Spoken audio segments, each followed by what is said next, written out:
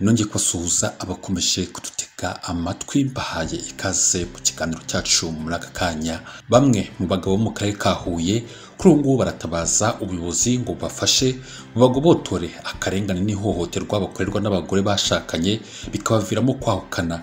Ubundi kera wasagaga abagore aribo bahohoterwa bikomeye, bagakubitwa, bagacunaguzwa kugeza bahukanye, nyuma yaho abagabo bakajya gucyura ugasanga mbese umugore yarahababariye. Gusa kuri ubu ngubu muri iki gihe ibintu bisa nkaho byasubiyemo cyangwa se byahindutse. Kuri ubu ngubu yaba umugabo yaba umugore arahohoterwa, aho usanga umugabo ahohoterwa n'umugore we, ariko kandi nanone n'umugore akaba yahohoterwa n'umugabo we. Kuri ubu rero nk'uko twatangiye tubivuga, abagabo mu karere ka Huye baratabaza bavuga yuko barembejwe n'inkoni bakubitwa n'abagore babo bikabatera kwahukana, aho gukomeza gukubitwa amanywa n'ijoro bakaba basaba ubutabera. Abo bagabo bakaba bavuga ko bibabaje kuba bahondagurwa n'abagore bishakiye ngo bubake umuryango utekanye ufitiye igihugu akamaro. Bamwe muri aba bagabo bo mu murenge wa Mbazi bavuga ko inkoni bakubitwa n'abagore babo zabakuye umutima ku buryo bataha hakiri kare cyane nk'aho ari abana. Hari bamwe mu bagabo bavuga yuko bagenzi babo bahozwa ku nkoni n'abagore babo bikabatera guhitamo kwahukana babeshya ko bagiye gupagasa. Umwe muri abo bagabo akaba yagize ati ubuyobozi bukwiye kudutabara kuko nihereyeho umugore twashakanye arantoteza akanyita amazina mabi imbere y'abana ku buryo nsigara mfite ipfunwe imbere yabo. Mugenzi we akavuga ko ibi bikorwa n'abagore birirwa mu tubari ku buryo iyo bageze mu ngo haba intonganya gusa, ndetse iyo abagabo batubahirije ibyo babwiwe haduka amakimbirane akomeye.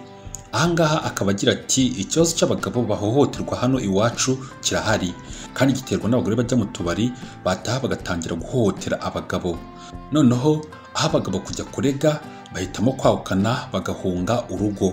Ngo hari n'ubwo umugabo na mugenzi we bafata agacupa ku isantere, yagera iwe mu rugo umugore akabikaza cyane ngo yari mu buraya, maze isuku ry'inkoni kakahava. Aba bagabo bagasaba inzego bireba kwegera abashakanye zikababwira ko kwihangana no kubahana ari byo bituma urugo ruramba. Abagore muri aka gace bakavuga ko hari abagore bakubita abagabo babo, cyane cyane abirirwa mu tubari, ko binarenga ibyo ngibyo byagera no mu buriri ntibagire icyo babapimira. Uyu mugore watanze ubuhamya akagira ati nibyo hano iwacu hari bagenzi bacu b'abagore bahohotera abagabo kubera kwibera mu tubari. Usanga kenshi barabitangiye bakiri inkumi, noneho bakabikomezanya no mu ngo bubatse. Umuyobozi w'akarere ka Huye wungirije ushinzwe imibereho myiza y'abaturage Kankesha Annonciata akavuga ko abagore n'abakobwa bakwiye kureka ubusinzi nka kimwe mu biri gutera amakimbirane. Ahangaha umuyobozi akaba yagize ati ubundi uburinganire n'ubwuzuzanye bukwiye kumvikana neza, ntihabeho kwigaranzurana hagati y'umugore n'umugabo bakuzuzanya. Abagore n'abakobwa bakwiye kuva mu tubari bakihesha agaciro kuko ntibikwiye. Hakaba hari abagabo bavuga ko iyo bahohotewe bahitamo kwicecekera, banga kwimena inda no gusuzugurika muri bagenzi babo. Ibi ngibi si biri mu karere ka Huye gusa, kuko usanga no mu bindi bice by'igihugu bitandukanye hari abagabo bavuga yuko bahohoterwa, ariko bakaba bavuga yuko bahitamo kwicecekera ntibajye kurega kugira ngo basigasire icyubahiro cyabo mu ruhando rw'abandi bantu cyangwa se rw'abandi bagabo. Ndabashimiye cyane mwakoze kudutega amatwi. Iyi ni channel ibigezweho updates, duhure mu biganiro byacu bitaha.